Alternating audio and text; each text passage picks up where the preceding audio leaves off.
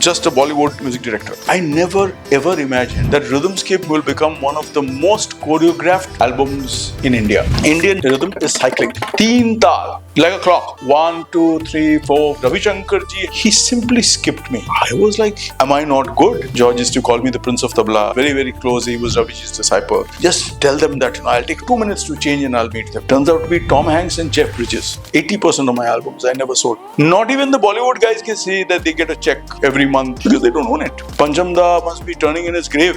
कि सर ये क्या कर दिया मेरे गाने को. अगर पंडित आपको लगा तो खुद अपने आप को बोलो सर ये पंडित. I don't want to announce it यार. सर मैं पंडित हूँ सर पंडित. अब Martin Scorsese will come and say, oh Ray, that's what he did. ये एक टाइप का बंगाली है. ऐसा ही हूँ. लेना है तो ले लो ना तो नमस्ते छोड़ो. I'm fine as Some artists don't just perform music, they reshape how we experience it. Today's guest is a man who took one of India's oldest instruments, the tabla, and gave it his own twist. This is a conversation about rhythm, reinvention, and the relentless pursuit of excellence. This is Host Diaries with Bickram Ghosh.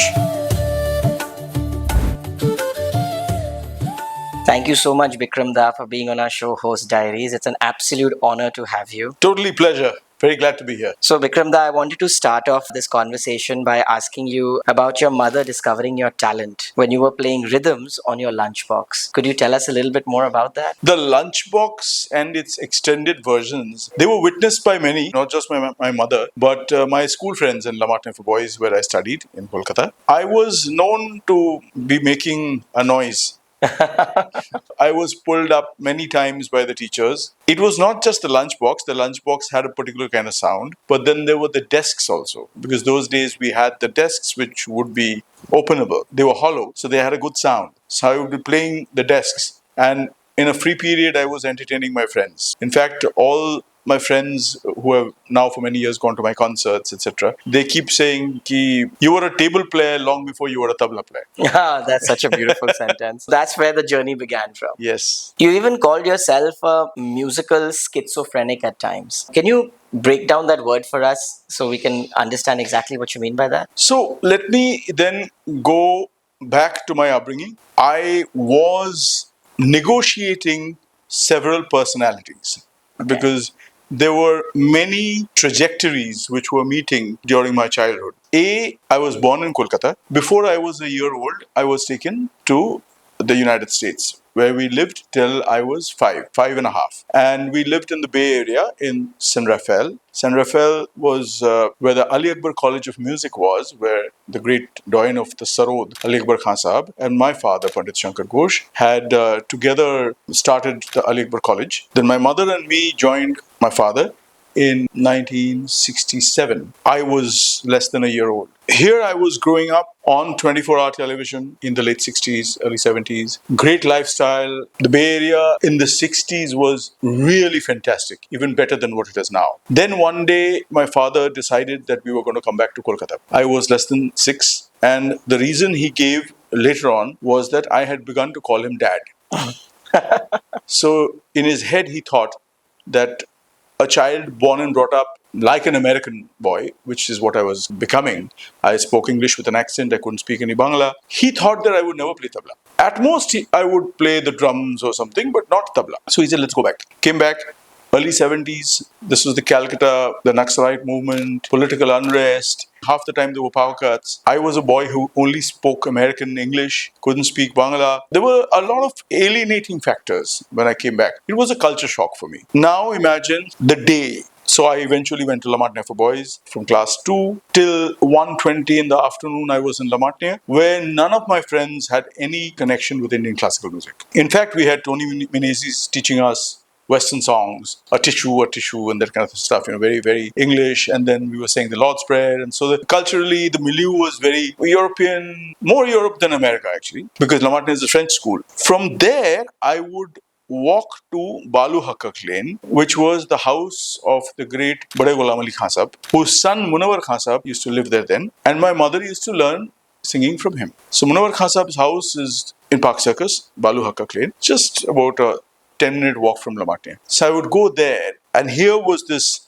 European boy. We had a band in school from class 8 onwards, which was called the Satellites. And I was the conga player in the band, much to my father's unhappiness because he wanted me to play tabla. I was playing tabla, of course, but also playing congas and dabbling in other instruments. So we were doing, Close Your Eyes and Let Me Kiss You, Beatles and Rolling Stones and Bee Gees and all of that. And then walking down to Balu Haqqaq Lane, entering Munawar Khan Saab's house. From the steps, I could smell the biryani being cooked. I could hear Kinare Kinare, Ayana Balam, all these songs being sung, and you entered a completely different world. Then coming back home, at home, obviously, we were Bengali Hindus, Ma Kali Pujo, this, that happening in the house, and then learning of tabla with my father going on, and at the same time, studies, etc., etc. So throughout the childhood, up until I did a master's degree in English literature, first in St. Xavier's College, then in Jadavpur University. So I was going through a juxtaposition of sorts. I was a melting pot of traditions, which is where the schizophrenia comes in. If you think of a child uprooted from America, plonked in the middle of the unrest in Kolkata and not being able to speak Bangla, all of those things, and then Munawar Khan Saab's house, and then back home, all these energies were diverse energies. As a child, I had to make sense of it. Who am I? I was trying to negotiate almost a schizophrenic-like personalities, different personalities, sitting in one person. I know schizophrenia is a very difficult disease. I have to be sensitive to the people. But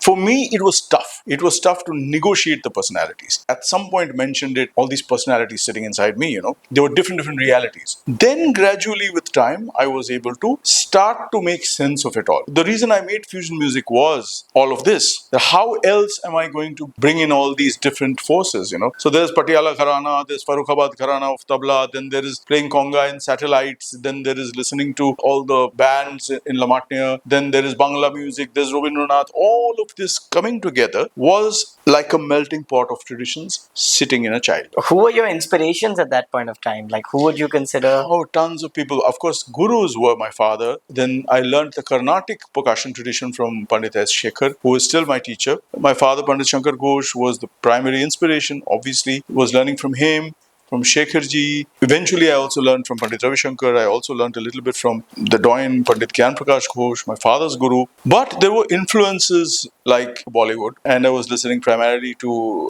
R.D. Burman, who was a huge influence, favorite. I found my personal maverickness to be resonating with his. I drew from him. Then I was listening a lot. Michael Jackson, Thriller, we're listening to Bee Gees, we're listening to a lot of people. Simon and Garfunkel, everything. I was listening to everything. And taking in from all of that. Then I was also listening to Tchaikovsky. I was also listening to Western classical, Mozart, etc., etc. I was also eventually listening to Latin music, pretty much anything and everything, Remember that those days, getting access was very difficult. There was no internet. So to listen to these diverse cultures, I had to go down to Free School Street and buy LP records or cassettes, which used to come in, and they were often second-hand albums. But we used to, our generation, listen to music from abroad like that. Wow. So you have to really have a bent towards music to go and acquire music, because today acquisition of music is not that difficult, right? It's too easy. I think it's too easy. Acquisition of anything being too easy, in my opinion, is not a good thing. If anything is gotten without effort, then you do not know what it really means, because what you get free, you don't value it as much. You've said that your father, Pandit Shankar Ghosh, was a towering figure in Indian classical music. What was it like growing under that kind of discipline? Difficult, very difficult, because in Lamatnia, the school bus used to come at 6:30. My father would wake me up at 5:15, and he would ensure that I would practice for at least 40-45 minutes. Then get a shower, quickly have a breakfast, and rush off to the school bus and catch the bus at 6:30. And for me, I would revolt, because my friends didn't have to get up at 5 o'clock. They would get up at 5:45 or 6 and then just go and catch the bus. Then I would have to come home and practice and do the studies and all of that. My father was very clear, because he came back to India because of me, and I'm an only child. So he did want the legacy of the tabla to continue through me. He saw to it that I was trained and I did my practice. My mother's side, they're all highly educated people. So my father was not so interested in my education. He said, as long as you do your basic bit, I'm okay. But on my mother's side, they're all double MAs, doctors, PhDs. So she was like, my only child has to be highly So you educated. had to do both. I had to do both. So it was not easy. Then my father would never let me play games in school because he was scared that हाथ में लग जाएगा, हाथ टूट सकता है. All of that, ironically, when I was in late school, class 11 or 12, I was bicycling in the lakes and I fell and broke my hand. So all of those years of not playing any games or anything, what he was like, how can you fall from a bicycle and break your hand? That too, there's no traffic in the lakes. So it's ironic, but then, that's life. And it wasn't easy because he was a taskmaster and he was more teacher than father. Understood. He was more guru than father. Later on, we became great friends and all of that took over. But I'm grateful that he did that because otherwise, if there is talent, great talent alone does nothing. With great talent has to be great effort and discipline. Only then you achieve something of substance that lasts. You can achieve something and become very famous suddenly also, especially today with the net and all. But then to make it last 40 years, the first time I performed and took money was 40 years back. 1985, I got paid for the first time when I did a concert. So 40 years later, you still want to interview me. So I've done something right. And for 100%. that, the effort is also that much. Even today, because the discipline was set, the autopilot mode was set then as a child.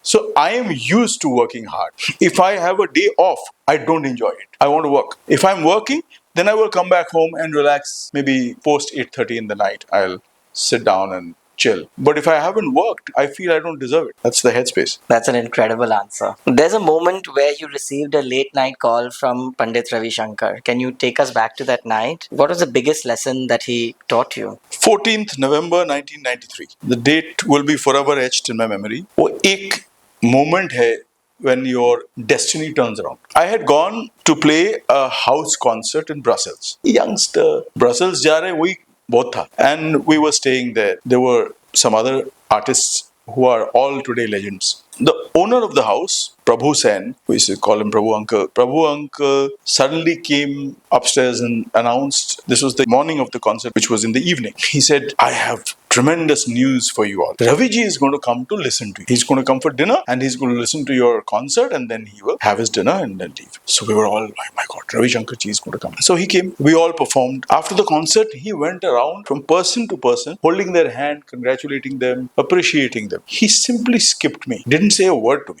I was like, am I not good? Maybe I'm not right for the profession. That kind of moment comes when Ravi Shankar ji has skipped you, appreciated the other 6 people or 5 people. I was sleeping in the attic in his house. I remember it was about 12 in the night and I was looking at the ceiling and thinking, maybe I'm not cut out for this. Maybe I'm not good enough.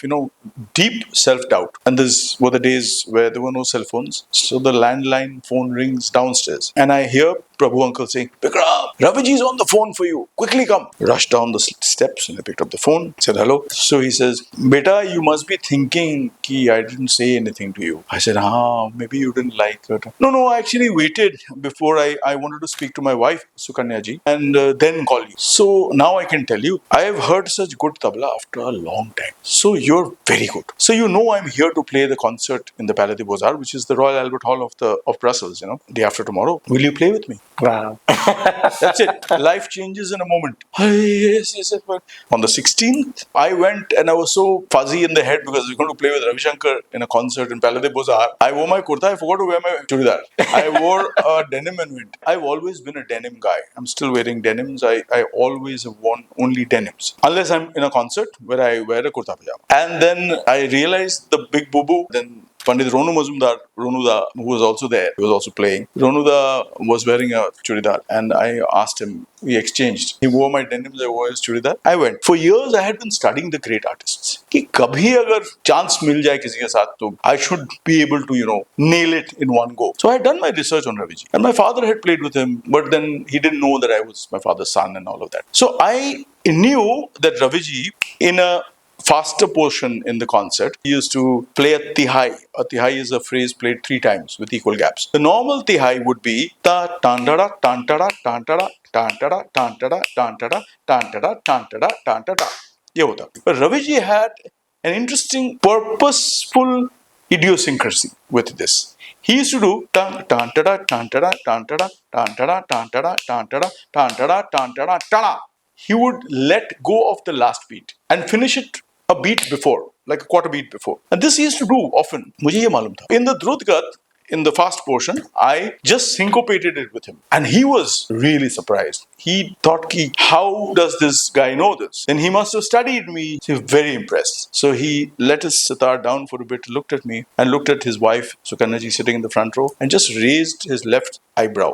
And then 94, I was called for one concert in Dubai. After the Dubai concert, he called me to his room where a chair was set like this, and in front on the sofa, he and his wife, Sukannaji, were sitting. And he basically asked me a whole bunch of questions. What do you do? What do you don't do? What is your lifestyle like? Kya karte ho? Do you drink? Do you not drink? Do you? All kinds of things he asked me. And then once he was satisfied, he said, give him the dates. That day, I got 45 concerts. Wow. The date for the whole year. And from then, I was his main permanent tabla player for the next decade. It was surreal how the whole thing transpired. Ravi Shankar ji was the greatest Indian star. Let's not even go to the film stars, because the Bollywood stars were stars only in the Indian diaspora. Very few people know them even today. Those who know Hindi cinema will know a Shah Rukh Khan, will know an Amitabh Bachchan. But the big man who was a porter in San Jose saw Ravi ji's sitar and said, "Hey man, is that Ravi Shankar sitar?" That's the fame. Unbelievable. The level of fame. Everybody knew him. He was a global star in the true sense of the term. He would sell out auditoriums in Taipei. Wow. Indian classical music. 15,000 log. Sold out. 1997, we played Carnegie Hall. After the show, he went to his green room and he called for me. He said, "Bickram, quickly go," because they used to sell backstage passes, which is a tradition in the West. So the queue to come and meet him was from outside the hall. This is in New York, right? This is New York Carnegie Hall. Yeah. So Carnegie Hall ke sadak se queue tha, and it came up to the second floor where his room. He says to me, "Can you just go and tell Tom and Jeff they're waiting in the queue? Just tell them that I'll take 2 minutes to change and I'll meet them." So I said, "Who's Tom and Jeff?" Turns out to be Tom Hanks and Jeff Bridges. Oh, wow. And then there was Goldie Hawn also in the queue, which I discovered when I went there. I went and told Mr. Hanks, "Raviji is just getting ready." So he requested, just give him 2 minutes. So he's standing in a queue and he says, he does this to me, he says, "Please tell Mr. Shankar it's an honor to wait for him." Flash forward, year 2001, we were invited to Sting's house. Oh, wow. The Sting came for the concert, which we played somewhere up in the north in the UK. I was not eating full-on non-vegetarian those days. I was only eating seafood. So Sting actually whopped up a little seafood thing for me. And there were no selfie sticks those days, no cameras for me to take a photo. I do have a photo, but not of him cooking for me. Then there was George Harrison, who used to come every year to the Barbican Center concert. George used to call me the Prince of Tabla. I ended up collaborating with him on 2 albums. One, of course, Raviji's Chants of India. And then there was Brainwashed, George Harrison's last album, the Ex-Beatle. So all these surreal moments were thrown up through that association with Raviji. That's incredible. You come from Farukhabad Gharana. Is there like a signature style that represents your lineage? So see, the gharanas, when they existed in a bubble. So there was Delhi Gharana, which is considered to be the mother Gharana. If you look at Ajrara, Farukhabad, Delhi, Banaras, Lucknow, and these are all kind of in the same belt. When the gharanas, how is a gharana formed? So one man sitting in Farukhabad does something very influential, and people around him start imitating that, and then they become influential. That style becomes popular. Then it becomes a gharana. But that meant that people didn't travel, because the minute a man goes from Lucknow to Banaras and listens to a Kishan Maharaj ji or a Godai Maharaj and says, "Arey, kamal hai yaar, ye Banaras wale kya baja rahe hain?" So he will take, na? Yeah. So dilution hoga. होएगा ही. तो हमारे साथ अभी everybody is hearing everybody. So we are influenced. Zakir Bhai was Ustad Alara Khan Sahab's son, but he was very influenced by Therko Khan Sahab. He was influenced by Godai Maharaj ji, Kishan Maharaj ji. Me too. So we are not existing in a vacuum. We are influenced. But Farukhabad is the mother umbrella जिसका under मेरा training हुआ. My father is also. But after that, the trajectories the music takes is the individual. I learned Carnatic music from Pandit S. Shekhar, my other guru. I have a lot of influence of the Mridangam style of playing, which I play on a low sa, tuned to a lower octave tabla. All these things I do because I like the influences I want to take. So the gharana is not sacrosanct. You cannot say ki bas yahi bajaunga. Then it is self-defeating. I came to one of your concerts and it was so inspirational because you made music beyond the instrument, which was mind boggling at that point of time because it was music came out of your mouth, it came out of your chest, it came out of anything and everything that was lying around. You believe rhythm exists everywhere, I presume. Of course. And how is it that you are able to harness this while keeping the tabla as a centerpiece? Excellent question. Let me throw light on something. You are not born with a note, with sur. You are born with a beat. That's your heart. Beat, pulse, rate. These are rhythmic terms. Beat is rhythmic. Rate is rhythmic. It's not, I was born with a heart note. Heart में मेरा सरगम था. Sir नहीं, आपका beat था. वो beat जो BPM में है, बीट्स पर मिनट में है, if it goes off a little bit means you're sick. And if you don't have the beat, then you're dead. You are born with rhythm. अभी ये माइक्रोकॉज्म है थॉट का, इसको माइक्रोकॉज्म में ले जाओ. Everything around you is rhythm. Let me substantiate that. Indian rhythm is cyclic as opposed to many other traditions which are linear. Cyclic as in तीन ताल, like a clock. 1, 2, 3, 4, 5, 6, 7, 8, 9, 10, 11, 12, 13, 14, 15, 16. 1, 2, 3, 4. It keeps going around and round in cycles of 16. And other tals in other cycles. But it is cyclic. Everything is cyclic. 24-hour day. कहाँ ये 27 घंटा का day होता है? एक rotation पे वो 24 घंटा में ही घूमेगा. और हम करेक्ट मैथ नहीं कर पाते तो उसीलिए लीप ईयर बनता है. Revolution around the sun is 365 days a year. ये भी ताल है. 7 days a week ताल है. If you think like that, then anything is rhythm. I mean, you can take this and you can take this and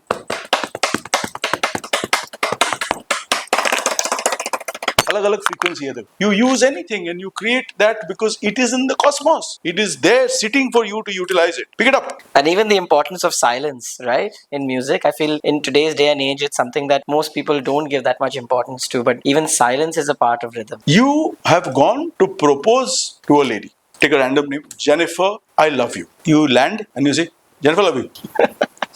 What? Sir, आपको तो refusal मिलेगा ना? क्यों? क्योंकि आपका टेम्पो ठीक नहीं. Jennifer, comma, silence. Hi. Modulation. Hi. यहाँ से आया. यहाँ से नहीं. Love you. Love you. नहीं. Modulatory note है. Love you. तो लैंडिंग क्या होगा, गैप क्या होगा, कितना साइलेंस है, कितना बीट है, कितना फोर्स है, एक्सेंट कितना है, सब तो रिदम है. Why do we underestimate it? Why do we only think rhythm is beat? मेरे को डांस करना है. Rhythm is language. How I'm talking is rhythm. कहाँ गैप डाल रहे हैं rhythm है, कहाँ साइलेंस है वो rhythm है. Everything is rhythm. This is it. It's everywhere. So I search it everywhere. दे दो, मैं कहीं कुछ भी कर सकता हूँ. There's a story about how Pandit Ravi Ji asked you to try food that you were uncomfortable with, saying that you can't understand a culture's music if you don't try its food. Did that change how you approach global music? It changed me as a person. A moment which triggered something in my brain. So the cuisine is Japanese. I had gone to Japan in 1989 with my father. My father had a drum orchestra. I was one of the members. For a week we were in Japan. I couldn't eat anything. A lot of it was kacha, was raw. And I was not used to that. You know, as Indians, we're used to curries and we're used to masala and all of that. I didn't know what to do with the food. Octopus and squid and clams and snails and so how does one eat this? 95, 6 years later, I'm in Japan with Raviji. And we're in this sunken dinner, you know, for this very high level ambassadors and ministers and all that. And I'm sitting next to Raviji and there's a spread of incredible Japanese food. Octopus, ye, wo, sab half cooked and raw. So I'm looking at it and I'm like, I can't do this. So Raviji just leans over to me and whispers in my ear, which became a mantra for me of sorts. He whispers and says to me, Bickram, you've been a good Bengali boy for all your life. I understand the dal bhat much. You harbor ambitions of becoming a global musician. To understand global culture, you have to be accepting. And the greatest way that you can accept a culture is to put the food of that culture in your mouth, because it's such an intimate activity, putting something in your mouth. Unless you do that, you will never be able to imbibe cultures. Something snapped in my head. I picked up a squid, ate it. And ever since, I have become a connoisseur of sorts in Japanese food. To the extent that I can eat as fast as I eat with my hands, I can eat with chopsticks. Oh, wow. So when Kolkata didn't have a Japanese restaurant, and the first place was Pan-Asian where they started serving, this is 2000, 2001, they called me for the tasting because they knew that this guy had traveled and I had sake in my house. I'm talking about the early 2000s. I had a collection of chopsticks which would stretch from this end to that door. Oh, really? Yeah. I became obsessed. I'm like that. मतलब ये दिमाग में घुस गया. Abhi, I have to do this. Now, I have to understand this culture. So Raviji was a guru, not just musically, but also philosophically, to understand life and culture. Amazing.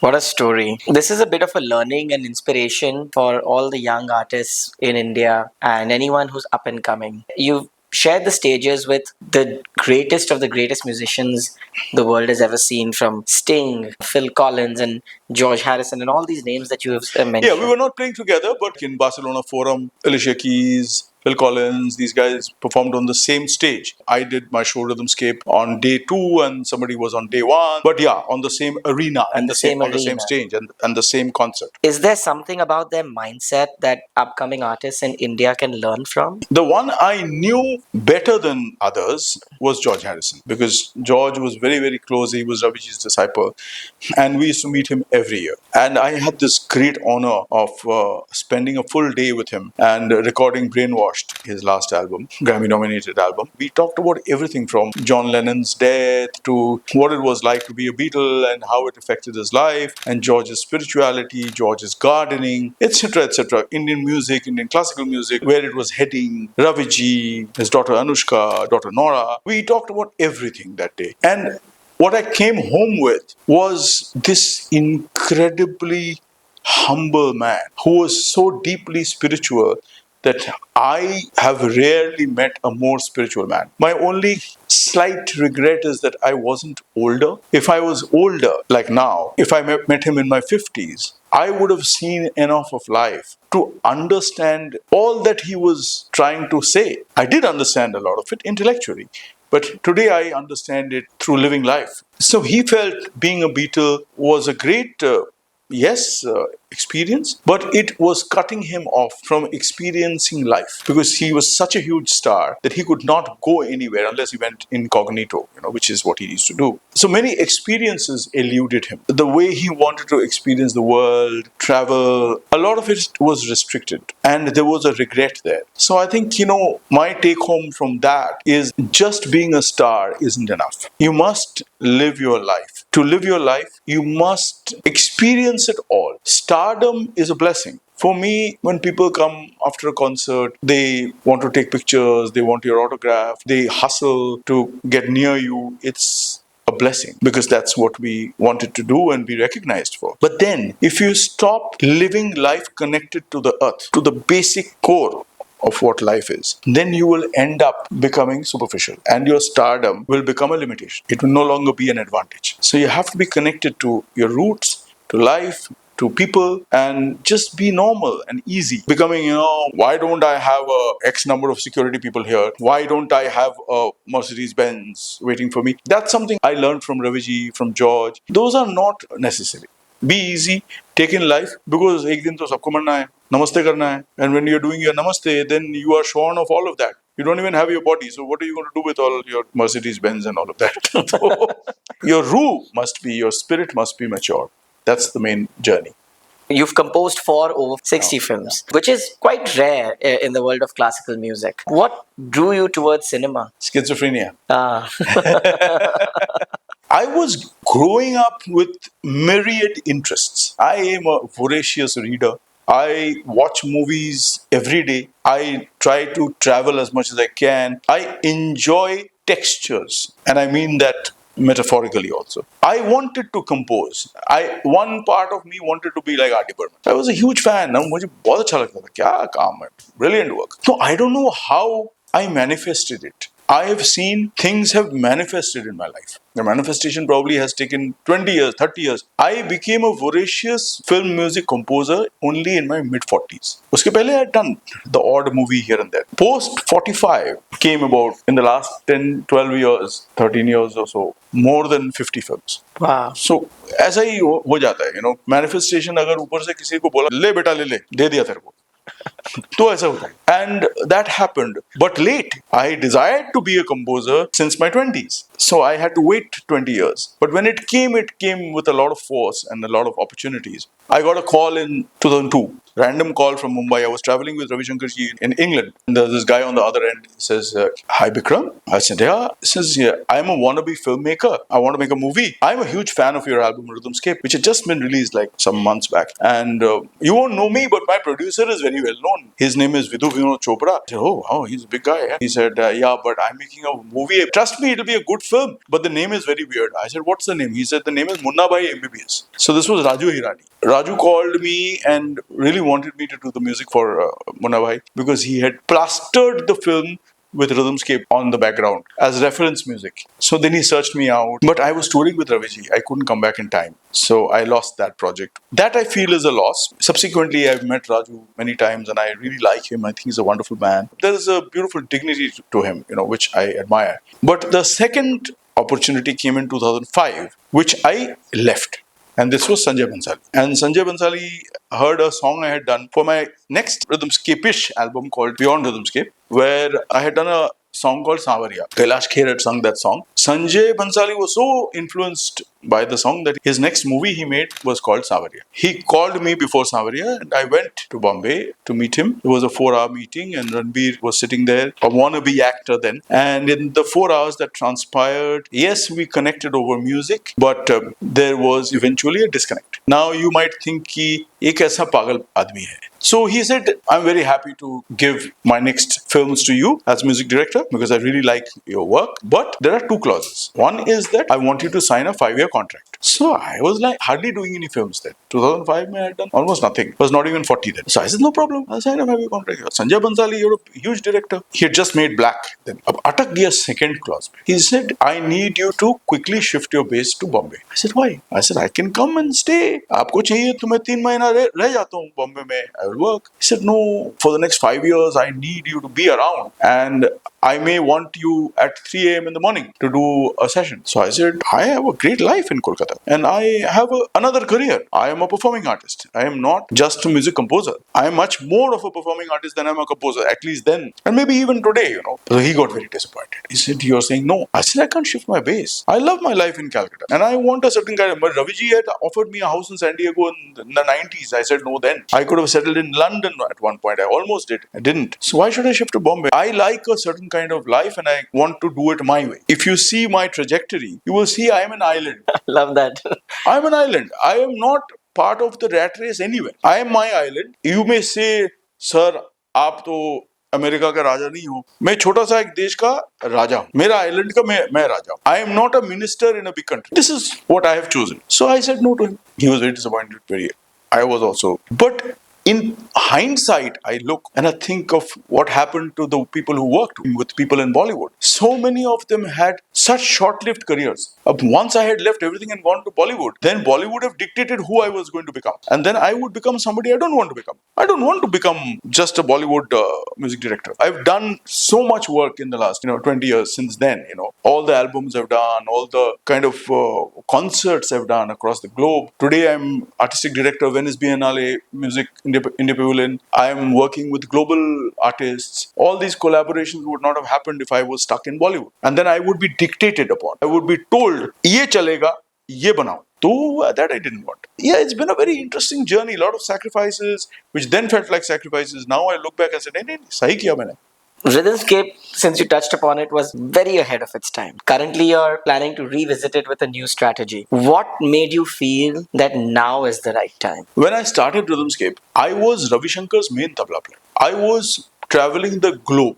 I had already done more than maybe 700 concerts with him.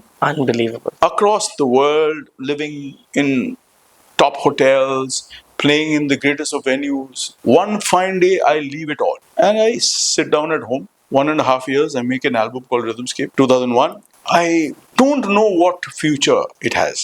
When we launched the album, I also launched the live show simultaneously. Now imagine, क्या हुआ था तब? Flourishing career को छोड़ दिया. Then I made an album and I want to make this a show. When I used to go to sponsors, first question was, "Sir, singer कौन है?" I said, "Singer, this is not a singer-driven project." So what driven is it? I said, "It's tabla driven." Tabla is the main thing. I said, "Huh." Sir क्या बोल रहे हो sir, गाना नहीं है, we need some songs na. This was the struggle for a good couple of years. Nobody gave me a show, and then I made the album. When I made the album, the normal choice for a person living in Kolkata would be to go to a Saregama or to a local company जो यहाँ है. I read in the paper that Sony Music has come to India. Come to India मतलब it has come to Bombay. मुझे लगा कि यार I have given up everything. I have made something. Shoot for the star ना.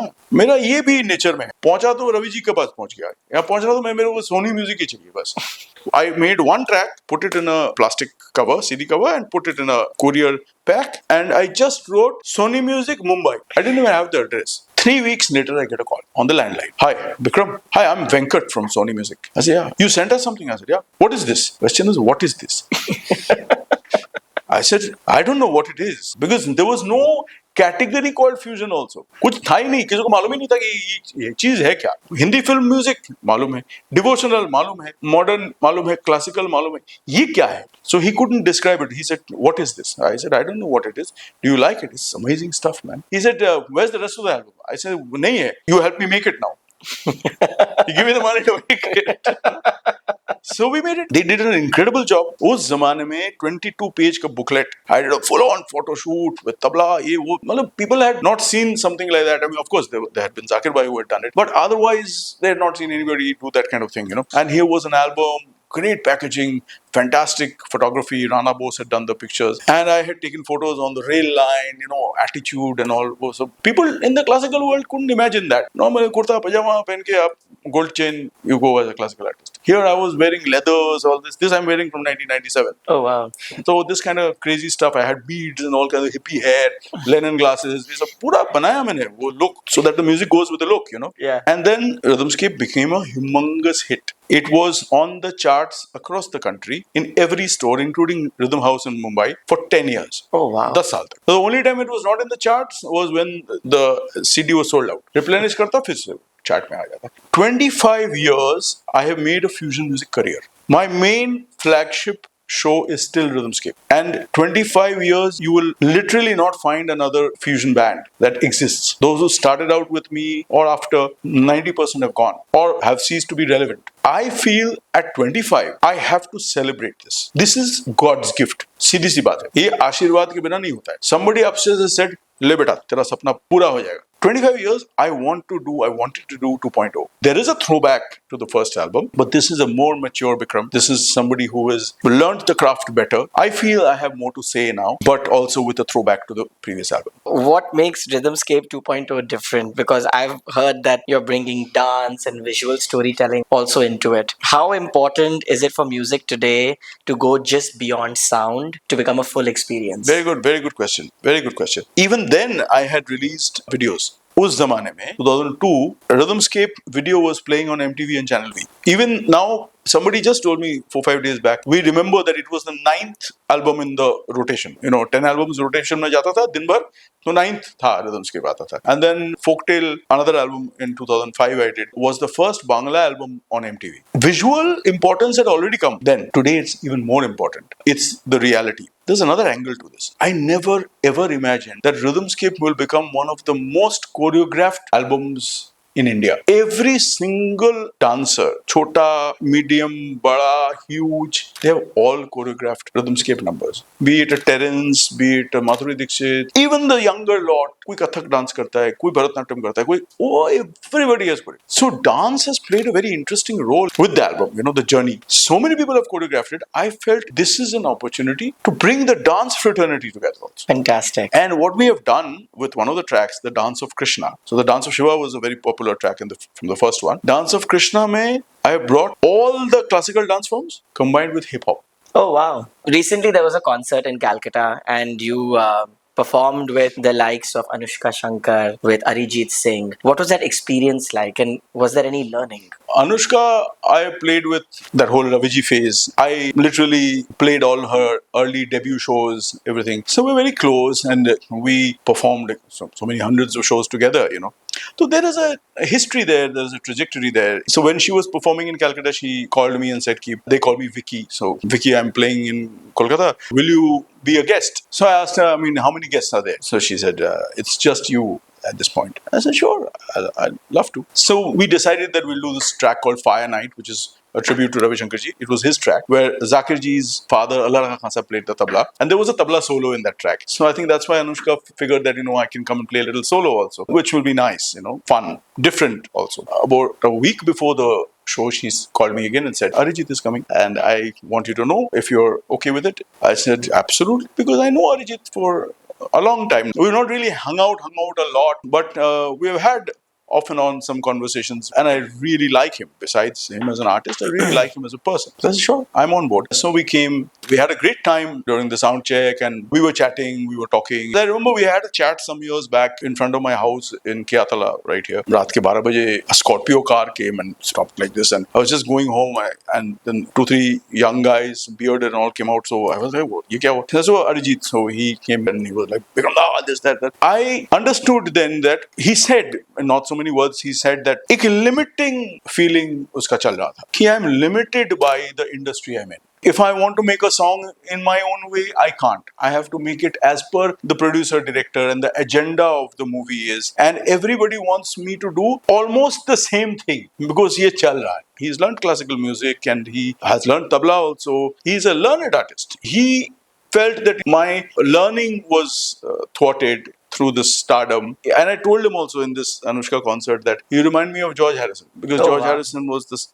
Remember, he said ki my life is limited by the stardom. I am unable to do the things I really want to do because I am expected to do certain things as a star. And I think Arijit realized that and he's taken off from Bollywood. Doesn't mean that he is not going to make music. He's going to make indigenous music now, which is a great time to be doing that. When I was doing it 25 years back, but then it was not a great time to do it. It was actually in that phase of MTV and Channel V, indie movement jisko kehte, but uske baad it kind of fizzled out. But now again, through YouTube and you're able to produce your own music, you can do all of that. And I'm sure if he wants to make a song and somebody wants to take it for a film, he can license it. Ye to ho hi sakta hai. I like his guts and I told him that. He displayed by saying no to Bollywood work. People who live in Bengal, like some people have a certain sense, mostly very, maybe timid in a way. I've never been like that. I have always worked on my own terms. And I'm not stupid. I don't like not move at all. I will. But when I see there's a block, then I will, however big you may be, Bangla jaga bole otuku dhok thakte hobe tomar to say no with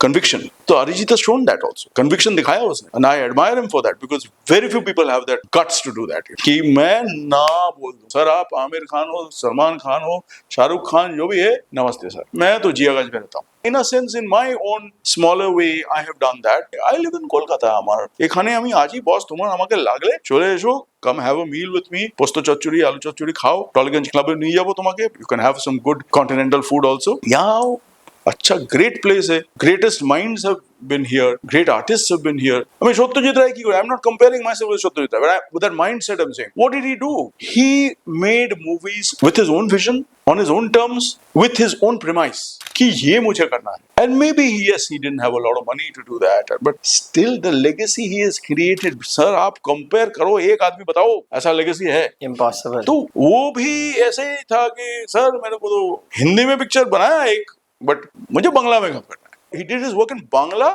and he made it international. And how? A Martin Scorsese will come and say, oh, great. That's what he did. It did. That story is so famous. ये एक type का बंगाली है. ऐसा ही हूँ. लेना है तो ले लो, ना तो नमस्ते, छोड़ो. I'm fine.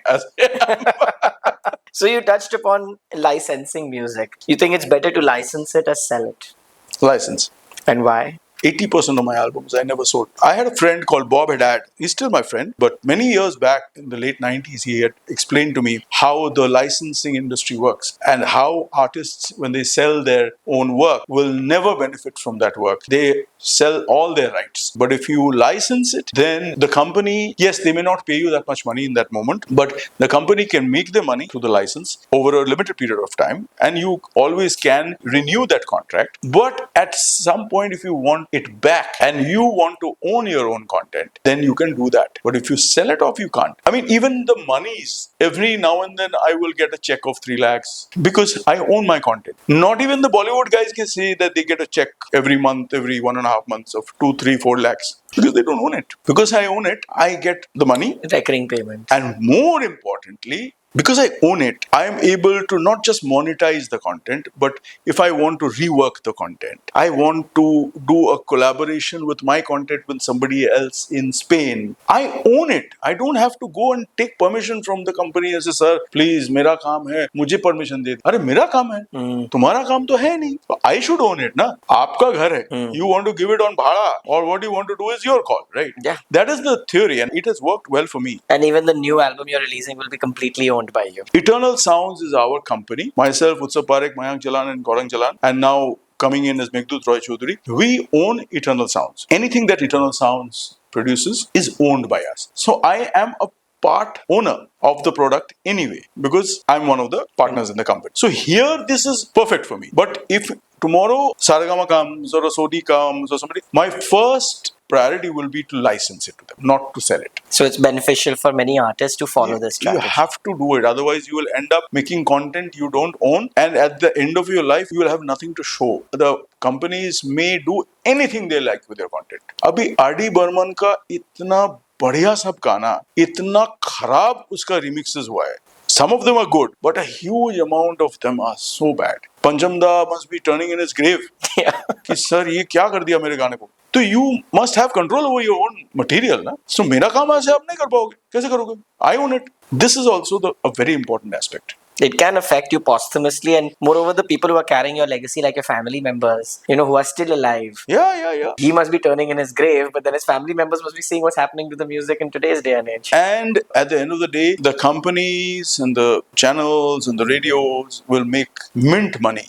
The artist and the family will not. We've been quite vocal about the difference between what you call as organic music and plastic music. Yeah. What does that exactly mean? What is organic music? What is plastic music? Organic music is that human touch. So our friend here behind the camera is a drummer. Now you can take a loop and put it into a track. We do it also. Or you can get Jacques Deschonette and ask him to play. You can get Billy Cobham and ask him to play. You can get Shivamani and ask him to play. If you have the money, get the drummer. Get the guy with the chops. वो एक magic दे देगा आपको. वो आपका loop में जिंदगी में नहीं आएगा. Organic music is like organic food. It doesn't affect your cholesterol. It doesn't affect your diabetes. It is good for your body. Yes, I'm not saying don't produce it. Produce it, edit it, karo. But it has a living quality which you can never get out of a machine. I did a score for Aniruddha Roy Chaudhary's Dear Ma recently. There was a part where there was an orchestra needed and some cello needed. So yeah, we could have done the cello playing it on the keyboards. It's tremendous, brilliant software now. एक emotional cello करके software है, brilliant है. मतलब पूरा लगेगा you will not be able to identify. But I got Barry Phillips, who was a Grammy Award winner, from America to play the line and send it to me. Anybody who has heard it is saying I'm getting goosebumps. वो इंसान बजा रहा है sir, अपना सारी जिंदगी लेके उस मोमेंट में डाल रहा है. How can you expect that it will be the same thing that you're just triggering from a keyboard? Organic वो है. You simply, to understand it, for the people watching this podcast, think organic food and organic music. Same thing. आपका body के लिए अच्छा है, मन के लिए अच्छा है. Please do not cut paste a sarangi. Don't cut paste a trombone. Get a good musician. वो आपको ऐसे gift देके चला जाएगा ना, आपका track immortal हो जाएगा. That is what I've been doing all these years. Musicians have come to my studio. They have come in hordes and recorded. Even today, of course, we are producing also. I'm also doing electronica and all. But musician आएगा. और जो programmer है उसको भी मैं programming I don't do. I ask him to go free. Give me a nice piano line. Just play like you're playing, in a concert. And don't sync it. Don't. उसको थोड़ा गड़बड़ रहने दो. Natural है ना. यहाँ एक तिल है. वो क्या है? Beauty spot है. नजर ना लगे उसीलिए है. तो थोड़ा imperfection अच्छा है. रहने दो. नहीं तो प्लास्टिक हो जाए. एकदम. You've been working on a project and exploring how AI interacts with rhythm. How is AI going to impact the music industry? AI has already impacted the music industry. Yeah. But who is the author you would read? If you ask me, I will read an Amitabh Ghosh. I will read an Arundhati Roy. I'm talking about Indians who are writing in English. I would read Jhumpa Lahiri. Ah, beautiful. Am I going to read a novel written by ChatGPT? No. Why not? Ask yourself, why not? Because the minute you know that this is not a creative process, it is a machine-driven process, then I am going to get information but no emotional content. My brain will know कि I'm getting information. But emotional content के लिए again you need a human being to write it. Yes, you can get help from ChatGPT. AI is there to help you to be creative. But those who are working only with AI and producing say music through AI and putting it out there, it may become viral also. But end of the road, what is your experience as a creator? It is so compromised. Yeah. Sir आप करते क्या हो? Sir मैं music बनाता हूँ AI के साथ. चलिए. अच्छा कैसे करते हैं? वो AI में डाल देते बना देता है. What is my take home? I have nothing to take home. I have no process anymore. The enjoyment is in the process. I am sitting here and chatting with you. You are getting to know a little bit about the human being. You're getting to know a little bit about the human being. I am getting to know you a little bit. तो emotion है, आंसू है, हंसी है, hugs है, ये सब है ना. ये ऑर्गेनिक है, ये मजा है जिंदगी का. नहीं तो जन्म किस चीज के लिए लिए हो भाई? रोबोट होके जन्म लो फिर. एआई में आपको घुसना है तो रोबोट हो जाओ भाई. एकदम. I am not saying it, I am saying it's very useful, but use it to help your creativity. It cannot be the end game of your creativity. You've chosen not to use the term Pandit. Is it your way of staying connected with the present and more connected with the generation of Indians who are now coming? Or is there another alternative reason as to why you've chosen not to use it? There are two reasons, and they're both very simple. A, the connotation of the word Pandit is knowledgeable. I know. तो अभी आप देखो मेरे गुरु कौन है? मेरे पिताजी है. मेरे गुरु पंडित है, तो मैं भी पंडित हूँ. हाँ बोलोगे टेक्निकली आपको भी बहुत knowledge, you also know a lot, but I feel when we are still students, then the excitement remains. If I am a student till the last day, I will still be excited. The minute you put me on a pedestal and make me a pandit and oh sir, then I think in my head I will lose relevance because I will look at myself in the mirror and say, beta tu to pandit hai. I don't want to go there. Number one. Number two is, correctly you said that zing is not there with the word pandit. Ustad mein zing hai. उस्ताद क्या है sir? उस्ताद हो. But पंडित में जिंग नहीं है. And there is a bit of an alienation with the younger generation कि पंडित है तो बहुत भारी चीज होगा. And I don't want my audience to be alienated. I don't want them to think that they are coming for a very heavy experience loaded with a lot of information. No, you come to enjoy my concert. If you like it after 5-6 concerts of listening to Bickram Ghosh, अगर आपको पसंद आया तो आप depth में घुसो. फिर आप देखो ये आदमी पंडित है कि नहीं. अगर पंडित आपको लगा तो खुद अपने आप को बोलो सर ये पंडित है. I don't want to announce it यार. सर मैं पंडित हूँ. Sir Pandit sir Pandit This brings me to this little beautiful nugget that Pandit Shivkumar Sharma had said once. When a man is climbing a mountain, head has to be down and the body weight needs to be front so that you don't fall backwards. If you go like this, then you may fall backwards. And if you're coming down the mountain, you have to be like this so that you don't fall in front. And it's to do with the human ego. So a lot of artists like the fanning of the ego by them, people calling them the Pandit. वो थोड़ा बच के रहना है उस चीज से. He made it a metaphor for the human ego कि अगर आप ऐसा हो, सर नीचे है, तो समझ लो ये आदमी ऊपर जा रहा है. और अगर सर ऐसा है, तो समझ लो वो आदमी नीचे जा रहा है. Amazing. So this is a learning that I loved what he said, you know. I think it's very true. The minute you think that you are this big thing and something is, you will hasten your own downfall.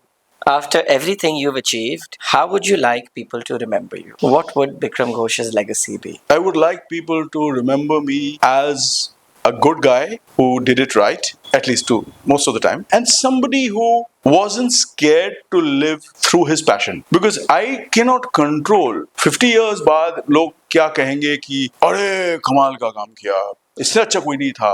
अपना time में अपना scenario में I did my best and I hope people resonate with that. काम के अंदर से passion निकल के आ रहा है, एक कनेक्ट है आज भी. So today also if you listen, random example, you listen to a Kishore Kumar song, अभी भी आपको यहाँ लगेगा एकदम. आज भी पंचम दा सुनो यहाँ लगेगा. Asha ji just passed away, अभी listen to आशा भोसले, अभी भी लगेगा. आए हाय. तो I hope people resonate with my work like that because I'm trying to do it honestly, sincerely, passionately. अगर वो है, बहुत है. उसमें मेरा एक मर्सिडीज कम हुआ, सर आपने मुझे वो अवार्ड नहीं दिया, उसने मेरा पैर नहीं छुआ, चलेगा sir. And I want to keep working. That's the most important thing. Thank you so much, Bickram Da, for your time. It has been an absolute amazing conversation. I really had a great time talking to you also. Thank you for a lovely experience, and I was able to say things that I don't normally get a chance to say. Thank you. It was an amazing conversation. Thank you. I enjoyed myself.